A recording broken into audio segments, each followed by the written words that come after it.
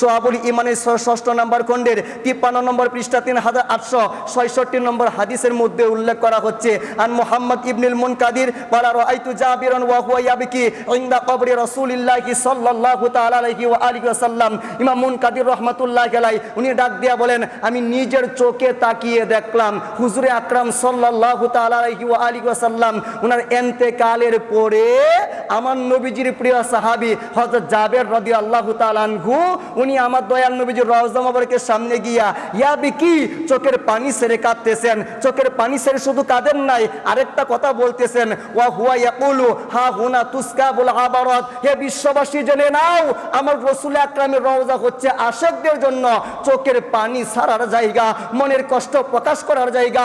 আসো আমার রাসূল আকরামের রওজায় আসো, এখানে এসে চোখের পানি ছাড়ো।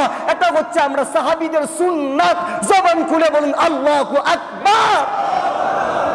সাহাবায়ে কেরাম আমার দয়াল নবীজির রওজা মোবারক ছাড়েন নাই, দয়াল নবীজির পবিত্র রওজা মোবারক একটা সেকেন্ডের জন্য ভুলে যান নাই। শুধু কি সাহাবায়ে কেরাম, আরে আমাদের মাযহাবের 4 জন ইমাম, ইমাম আবু হানিফা রহমাতুল্লাহি আলাইহি, ইমাম শাফিঈ রহমাতুল্লাহি আলাইহি, ইমাম মালিক রহমাতুল্লাহি আলাইহি, আহমদ বিন হাম্বল রহমাতুল্লাহি আলাইহি, ওনারাও বিপদে পড়লে একজন ইমাম আরেকজন ইমামের রওজা কবর মাজার জিয়ারত করতেন। কথা বলেন ঠিক কিনা?